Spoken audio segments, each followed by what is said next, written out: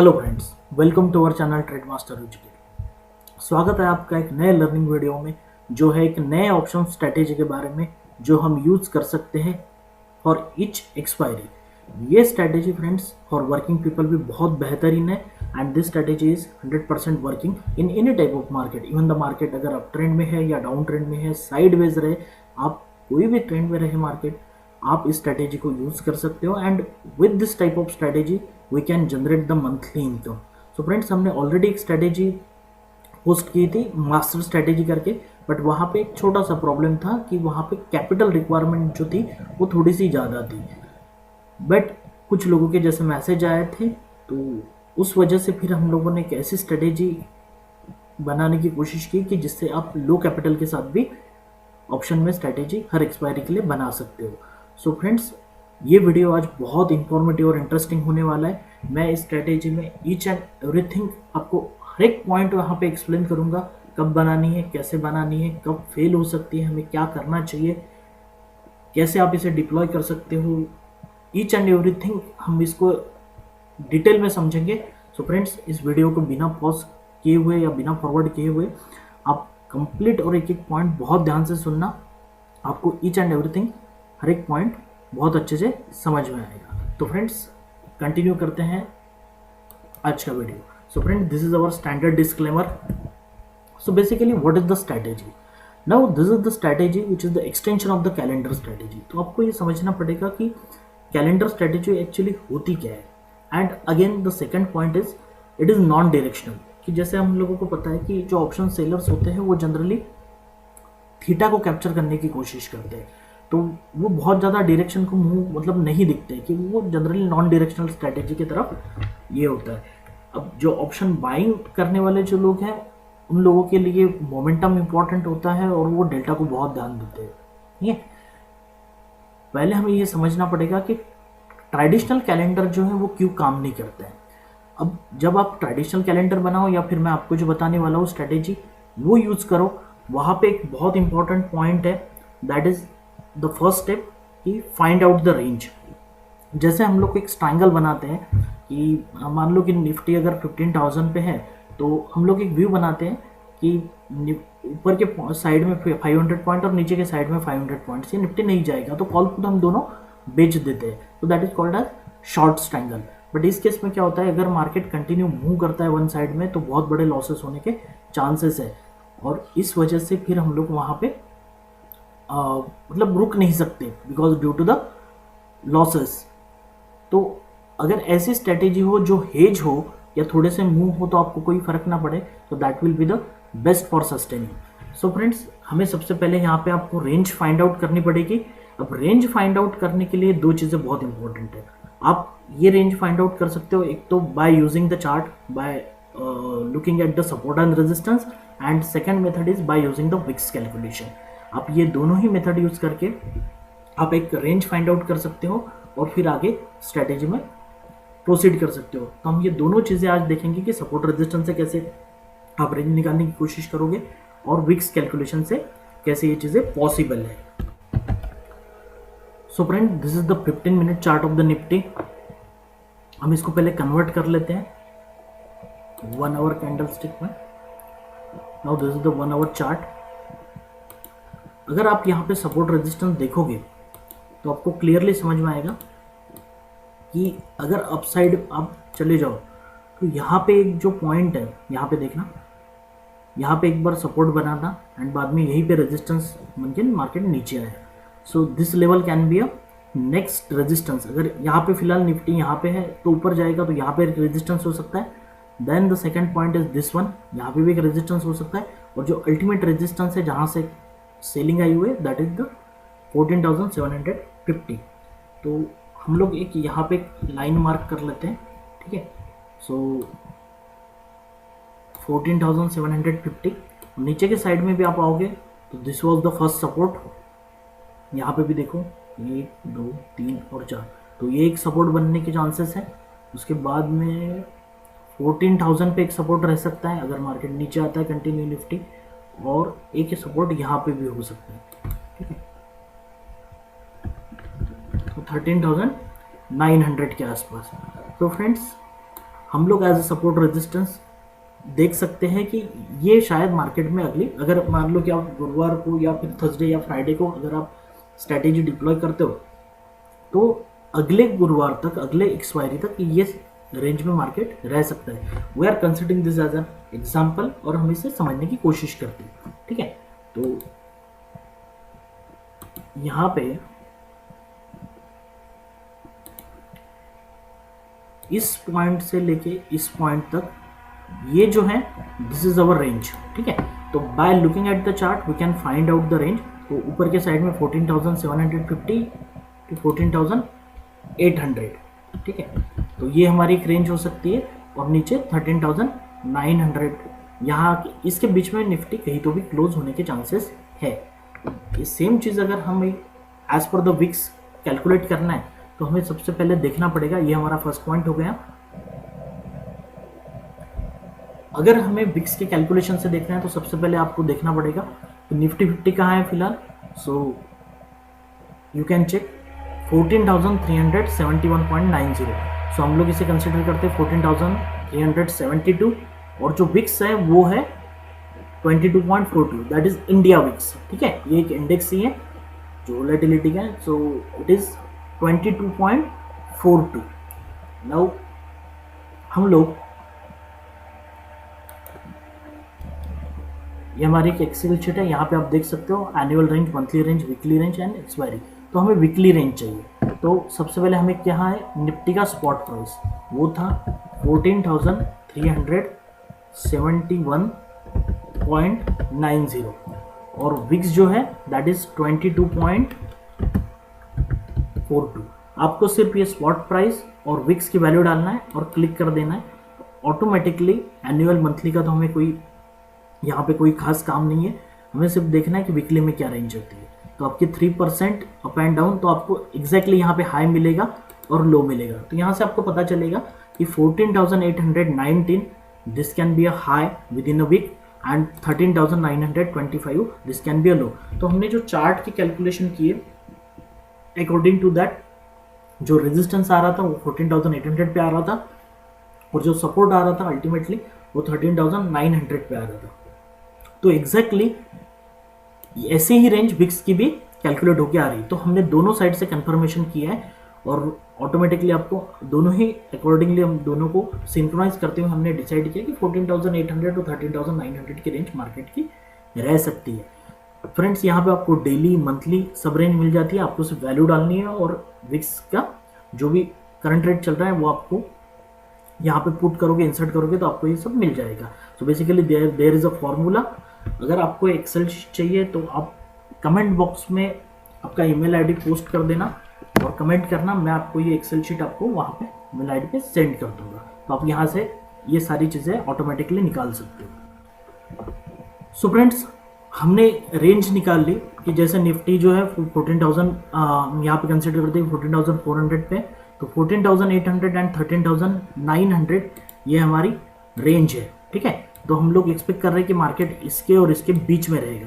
तो traditional calendar में क्या होता है, आपको ये 14,800 का कॉल सेल करना है और 13,900 का पुट सेल करना है और इसके अगेंस्ट हेज में इसी स्ट्राइक प्राइस का आप यहाँ पे देख सकते हो कि हम लोग क्या करेंगे, 14,800 का कॉल सेल करेंगे, जो करंट एक्सपायरी है मतलब आने वाली जो एक्सपायरी है उसका कॉल सेल कर देंगे और इसके हेज में हम लोग जो बाय करने वाले हैं वो जो स्ट्राइक प्राइस को सेल किया उसी स्ट्राइक प्राइस का कॉल हम बाय करेंगे।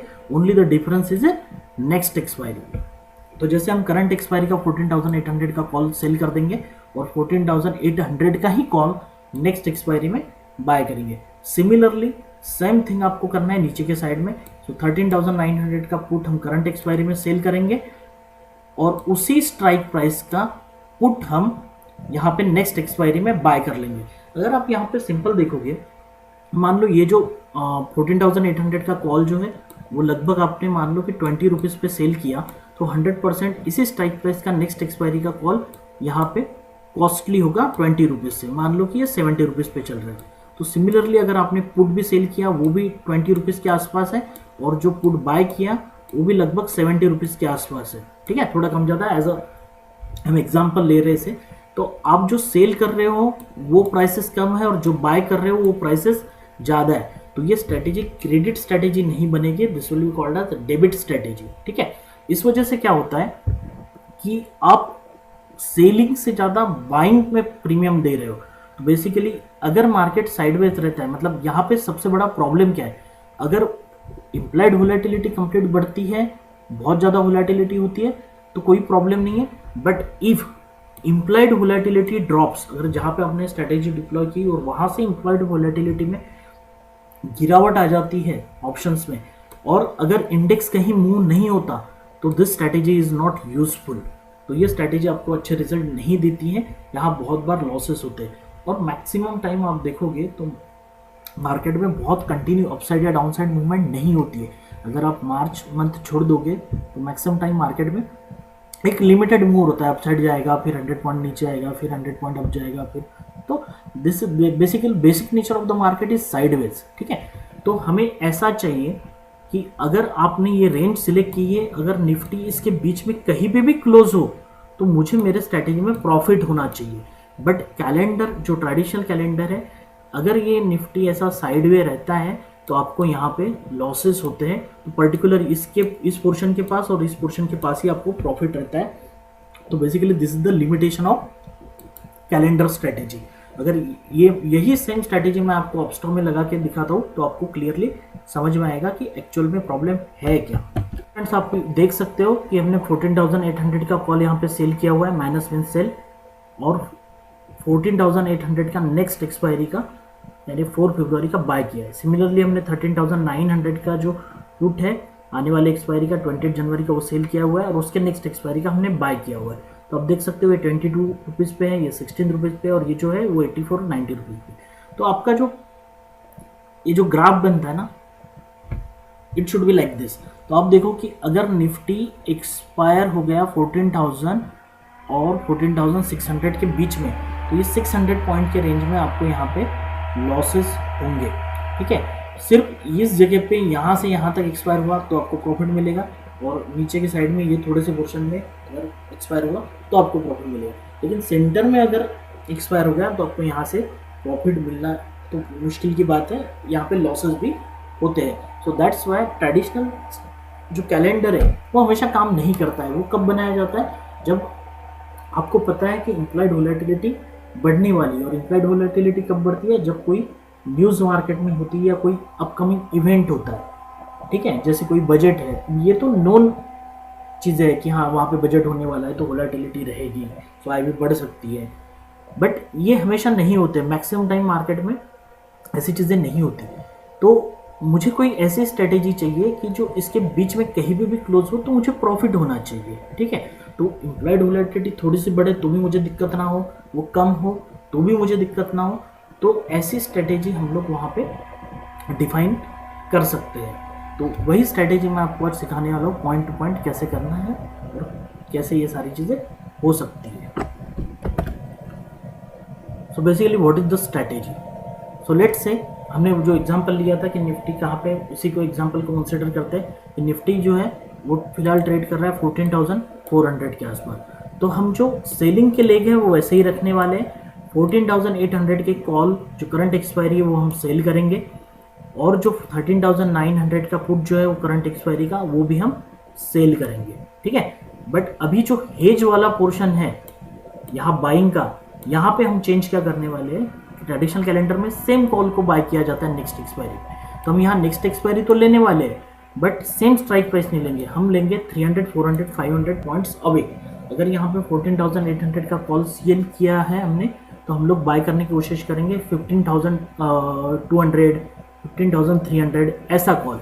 एट द सेम टाइम अगर 13,900 के पुट को सेल किया है तो हम यहाँ पे 13,500, 13,400 का पुट को बाय करेंगे। अब आपको यहाँ पे क्या ध्यान देना है, जब आप ये कॉल और पुट सेल करोगे तो आपके जो प्रीमियम होने चाहिए वो लगभग 17 to 25 के रेंज में होने चाहिए। मतलब आप ये जो कॉल और ये पुट सेल करने वाले हो, इसके प्रीमियम लगभग 16, 17 या फिर 17 से 25 के रेंज में रहने चाहिए।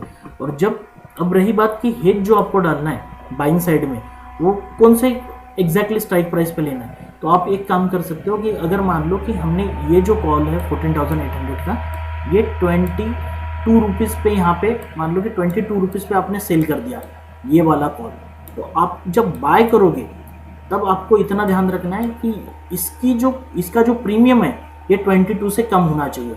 सो अगर ये 17, 18, 19 ऐसा कुछ है देन इट्स ओके, बट यहाँ पे 22 से ज़्यादा नहीं होना चाहिए।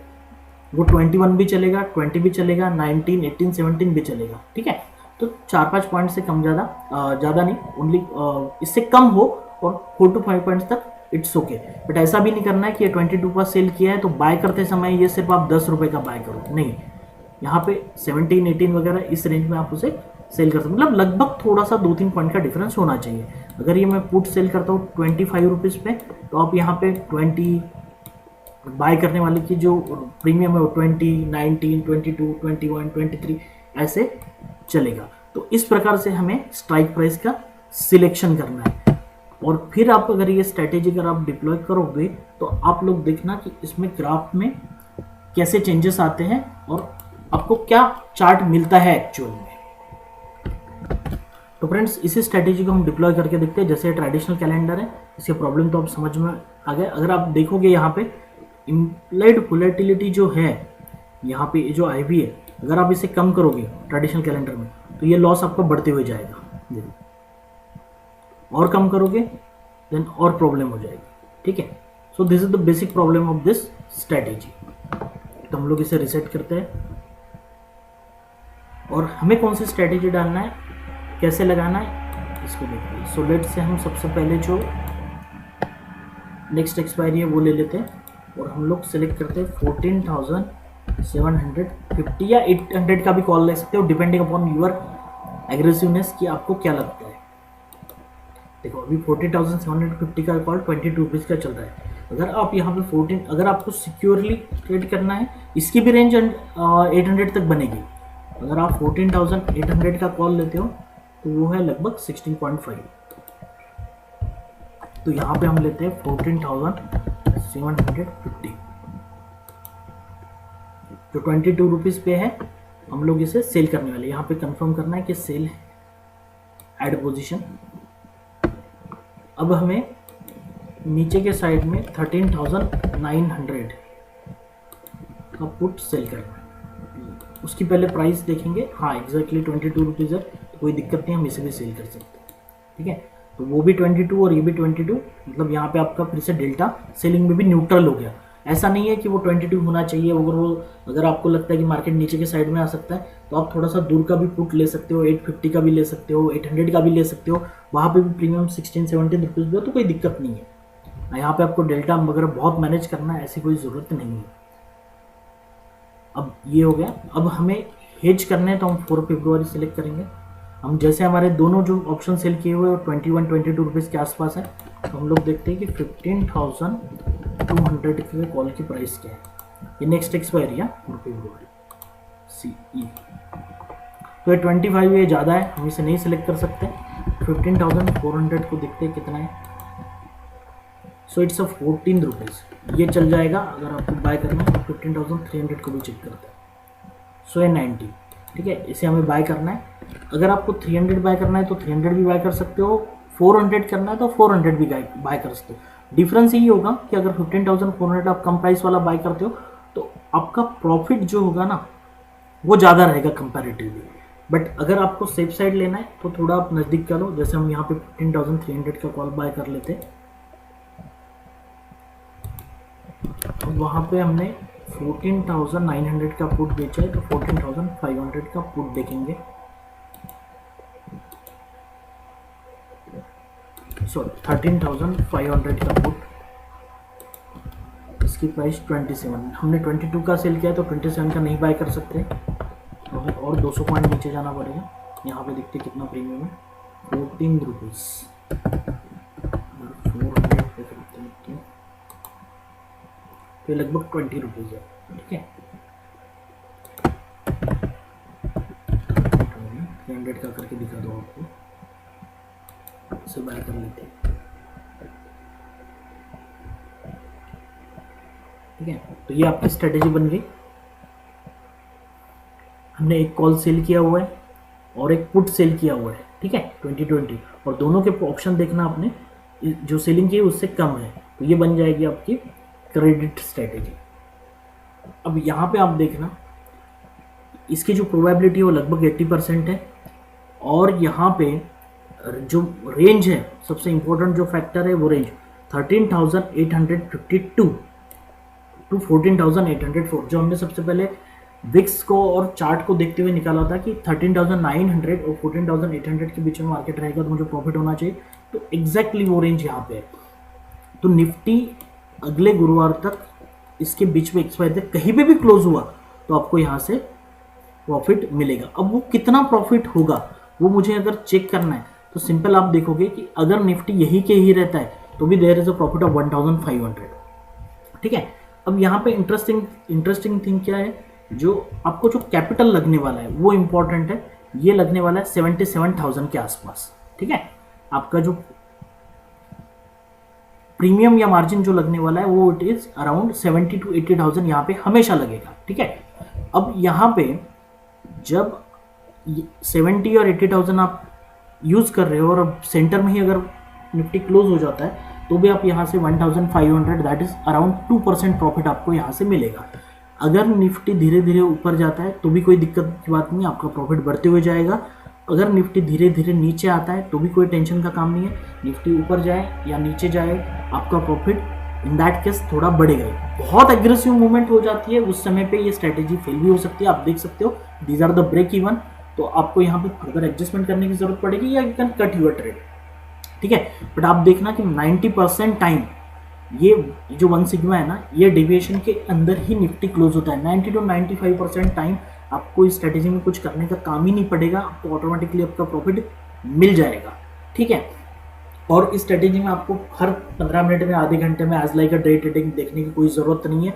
आप एक ही बार वहाँ पे ट्रेड करोगे और शांति से बैठ जाओगे, और ऐसा तो नहीं है कि आपने ट्रेड किया उसके बाद अभी मार्केट में देखोगे नहीं, इतना मूवमेंट हो गया नीचे की साइड में और आपने देखा ही नहीं, उसके बाद में इतने बड़े लॉसेस हो गए। ये जो लॉसेस है ना, बहुत लोग कहते हैं कि आप रिस्क रिवॉर्ड देखो कि यहाँ पे रिस्क जो है बहुत ज़्यादा है, रिवॉर्ड कम है, बट आप रेंज देखो that is almost 1000 point range. कितने बार निफ्टी 1000 पॉइंट के रेंज के बाहर चला जाता है ये पहले कैलकुलेट करके अगर आप देखोगे तो आपको पता चलेगा कि 90 to 95% टाइम ये ऑलरेडी स्ट्रेटेजी ऐसी है कि देयर इज अ कंसिस्टेंसी, आपको 100% प्रॉफिट मिलेगा। सिर्फ आपको 5% या 10%, 5 to 10% टाइम आपको यहाँ पे ध्यान देना है कि अगर बहुत बड़ी मूवमेंट आ जाती है तो उस समय पे we can basically we have to cut the trade, और उस समय पे आप उसे एडजस्टमेंट भी कर सकते हो। अगर आपको एडजस्टमेंट करनी है, अगर आपका ट्रेड फेल हो जाता है तो कैसे एडजस्टमेंट करना है, मैं अगर आप इस वीडियो में कमेंट करोगे, अगर बहुत अच्छे लाइक आ जाते हैं तो वो नेक्स्ट वीडियो में आपको ज़रूर बताऊंगा कि आप ऐसे समय पे कैसे उसे आप ऐसे पोजीशन से उसमें भी बच सकते हो। सो बेसिकली अगर एक बड़ी मूवमेंट भी आ जाती है 200-300 पॉइंट्स की तो आपको बहुत बड़ा कोई प्रॉब्लम होने वाला नहीं है, because this is the hedge strategy. जो लोग शॉर्ट ट्रायंगल बना के लगते हैं वो तो उन लोगों को तो अनलिमिटेड रिस्क है, क्योंकि अगर मूवमेंट आ गई तो कुछ कर ही नहीं सकते, बट यहाँ पे ऑलरेडी बाइंग है इसीलिए कोई दिक्कत की बात है नहीं।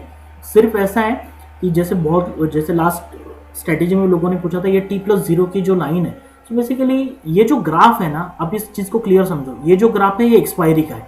अगर कुछ लोग यहाँ कंफ्यूज हो जाते हैं कि सर यहाँ पे 2000 का ऊपर प्रॉफिट दिख रहा है, नीचे तो लॉस दिख रहा है, T+0 की लाइन करंट मार्केट की लाइन है। अगर यहाँ पे एक्सपायरी के दिन अगर निफ्टी यहाँ क्लोज हो जाता है 14,907 पे तो 100% आपको 19,000 रुपीज़ के पास 1900 के आसपास प्रॉफिट होगा। बट ऐसा तो ज़रूरी नहीं है कि ये एक्सपायरी का ग्राफ है, राइट, ये कल का या परसों का ग्राफ नहीं है। तो आपको क्या करना पड़ेगा, अगर यहाँ पे ऊपर जाओगे तो ये जो यहाँ पे डेट दिखेगी दैट इज 21 जनवरी, मतलब जो एक्सपायरी है।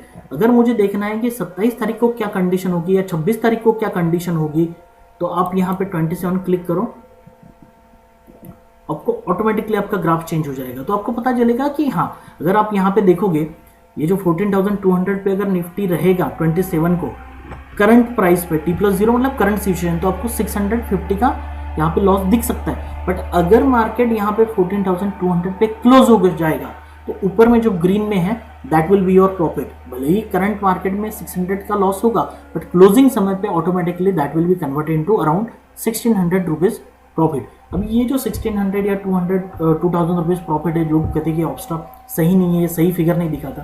देखो ये हर एक चीज़ मार्केट में डायनामिक है।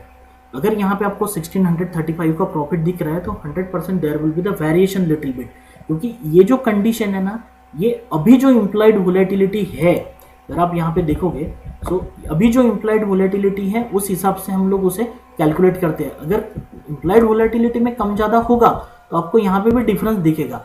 आप देखना, अगर मैं इम्प्लाइड वोलेटिलिटी बढ़ाता हूँ तो यहाँ पे जो प्रॉफिट है, अब यहाँ पे जो प्रॉफिट है वो 2100 का हो जाएगा।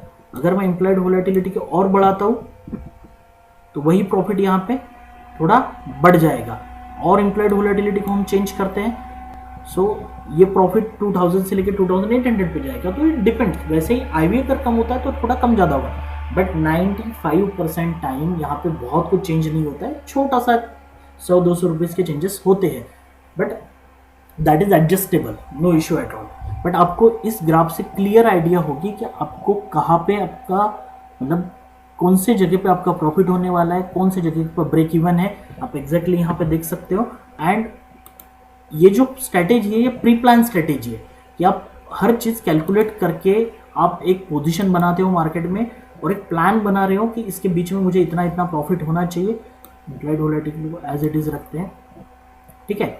अगर आप 70 to 80,000 यूज़ कर रहे हो और आपको यहाँ पे 2000 का प्रॉफिट हो रहा है तो it is more than the almost 2.8%, 2 to 3% का रिटर्न आपको आराम से यहाँ से मिलेगा विदाउट डूइंग एनीथिंग। और अभी बहुत लोगों को ये प्रॉफिट बहुत कम लगता है कि 1500, 1200, 2000 ये प्रॉफिट है, बट जस्ट इमेजिन जब आपके ये कंपाउंडिंग आप इसे करोगे, अगर ये एक लॉट के साथ किया, उसके बाद में आपने अगर धीरे धीरे 3 लॉट के साथ स्टार्ट किया, 5 लॉट के साथ स्टार्ट किया, तो this can be, you can generate the 10,000 rupees in a week.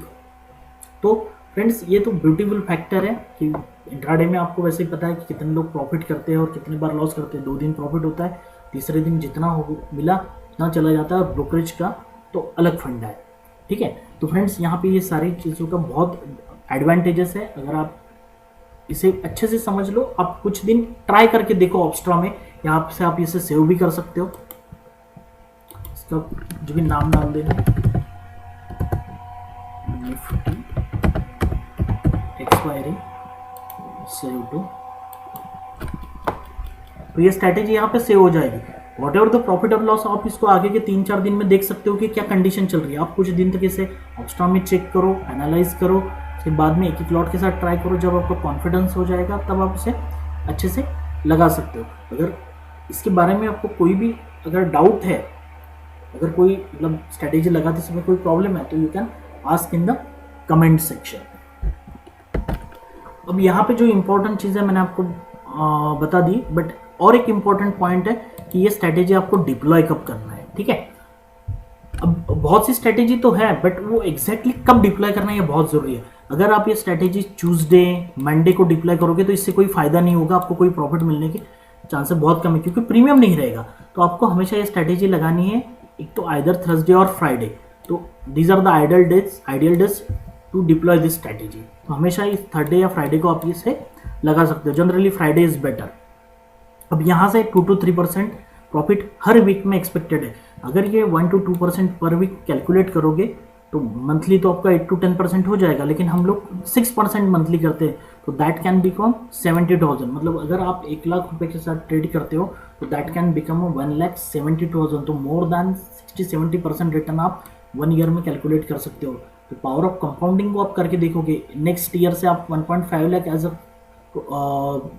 Capital use करोगे, so then you can calculate your profit, ठीक है। सो अभी ये जो कैपिटल रिक्वायरमेंट है इसकी, दैट इज अराउंड 70 to 80,000। अब यहाँ पे सबसे इंपॉर्टेंट जो चीज़ है ना, जैसे हम लोग क्या करते हैं, हम लोग 20 रुपीज़ का एक कॉल बेच रहे हैं और नीचे में 20 रुपीज़ का पुट बेचते हैं।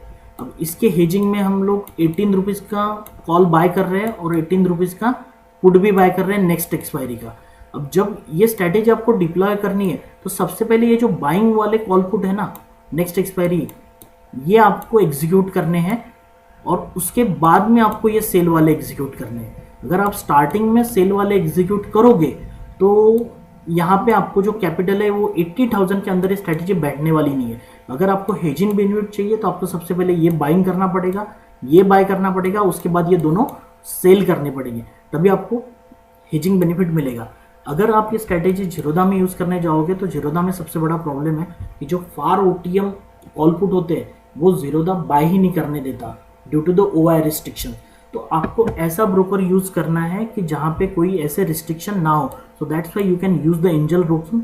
I am giving the example कि आप एंजल ब्रोकिंग एक यूज़ कर सकते हो कि जहाँ पे कोई रिस्ट्रिक्शन नहीं है, आप कोई भी स्ट्राइक प्राइस का, कोई भी एक्सपायरी का कोई भी कॉल पुट आप बाय कर सकते हो। तो आपको ये स्ट्रेटेजी वहाँ पे आराम से, अगर even if you are having the 80 to 90,000 in your account, you can deploy this strategy. So friends, अगर आप एंजल बुकिंग में अकाउंट खोलना चाहते हो तो I will give the link in the description box. You can use that particular link and you can open the account. आपको मेरा personal guidance भी मिलेगा। जैसे आप अकाउंट ओपन करोगे तो जस्ट मुझे एक मैसेज कर देना, आपको स्ट्रैटेजी और ये सारी चीज़ें मैं आपको पर्सनली आपको बताऊंगा कि कैसे किया जाता है, और कोई भी आपको प्रॉब्लम हो तो that I will help you in that. ठीक है फ्रेंड्स, तो these are the points related to capital और कब उसे डिप्लॉय करना है और हम इसे कैसे यूज कर सकते हो। अगर इस स्ट्रैटेजी के बारे में अगर आपको बेनिफिट्स देखने हैं तो सबसे पहले क्या है ना, this is the plan strategy. हम लोग बहुत पैनिक नहीं होते हैं। स्ट्रेस फ्री ट्रेडिंग का कंसेप्ट जो है वो वही है। हम एक एग्जीक्यूशन करते हैं प्लान, हमें क्लियर आइडिया होती है कि हमें प्रॉफिट और लॉस कितना होना चाहिए, कितना होगा, कौन से पॉइंट पे क्या कंडीशन होने वाली है।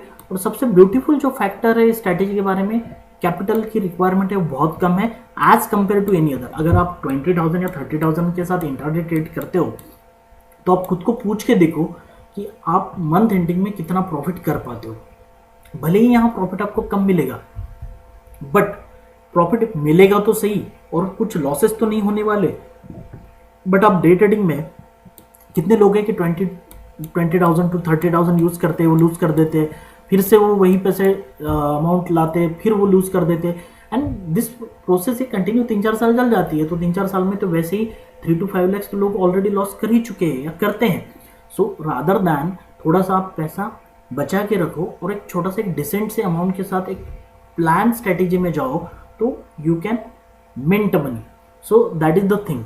यहाँ पे क्या है ना, थोड़े से अगर 50 पॉइंट 100 पॉइंट की अगर मूवमेंट भी आ जाती है तो आपको यहाँ से कोई फर्क नहीं पड़ेगा, बिकॉज वी आर हेज। तो even we can sustain in checking movement. Over trading can be avoid. तो इंट्राडे में पहले बाय कर लिया, बाद में सेल कर लिया, नहीं स्टॉप लॉस लगाया, वो गया, फिर से एंट्री बनाई। कितने तो भी ट्रेड ऐसे ही दिन में हो जाते हैं और at the end of day आपके पास कुछ रहता नहीं है। बट यहाँ पे आपको एक ही काम करना है, एक वीक में फ्राइडे को कंसिडर करना है 3 बजे अराउंड। हाँ, और एक इंपॉर्टेंट पॉइंट है, आप ये जो स्ट्रैटेजी एग्जीक्यूट करोगे वो डे एंड पे करोगे। ऑलमोस्ट 3 बजे के आसपास इस स्ट्रैटेजी को आप एग्जीक्यूट कर सकते हो। 3, सवा 3, 3:30 के पहले करना है क्योंकि मार्केट क्लोज हो जाता है 3:30 को। तो 3 PM के आसपास आप इस स्ट्रैटेजी को एग्जीक्यूट कर सकते हो। फ्राइडे को एक बार आपने स्ट्रैटेजी डाल दी कि आप सिर्फ उसे ट्रैक करना है, ठीक है। और अगले थर्सडे को, एक्सपायरी को, आप यहाँ से एग्जिट हो सकते हो, ठीक है। तो अगले एक्सपायरी पे आप यहाँ पे ट्रेड एग्जिट कर देना, फिर अगले फ्राइडे को नई स्ट्रैटेजी, मतलब आपका एक ही ट्रेड रहेगा, एक ही स्ट्रैटेजी रहेगी और अगले गुरुवार को आप उसे निकाल दोगे। So this is the basic concept कि आप यहाँ से ओवर ट्रेडिंग के कोई चांसेस नहीं है क्योंकि everything is plan. Now again the important point is that I want to discuss कि अगर आपके पास स्टॉक्स है, आपके पास पोर्टफोलियो आपने बनाया हुआ है, आपके पास निफ्टी बीज या बैंक निफ्टी बीज है या म्यूचुअल फंड है, ठीक है, आपके ब्रोकर हाउस में। So basically we can do the pledge. हम लोग क्या कर सकते हैं, अगर मान लो आपके पास 1 लाख रुपीज के स्टॉक्स है या फिर आपके पास कोई इन्वेस्टमेंट है, निफ्टी बीज, बैंक निफ्टी बीज अगर आपने बाय करके रखे, अगर आपको एक सेपरेट वीडियो चाहिए बैंक निफ्टी बीज पे तो आप कमेंट करना, मैं इसके ऊपर एक वीडियो बना दूंगा कि आप उसे लॉन्ग टर्म में कैसे कर सकते हो, ठीक है। तो आप इस 1 लाख को प्लेज करते हुए आपको यहाँ से 40 to 50,000 या 60,000 के आसपास तो यहाँ से आपको कैपिटल, मतलब वो मार्जिन मिल जाएगी फॉर द ट्रेडिंग। तो अगर मुझे 80,000 रुपीज़ लग रहा है तो आप यहाँ से 40,000 यूज़ कर सकते हो और 40,000 आप खुद के यूज़ कर सकते हो। So only with the 40K you can use this strategy.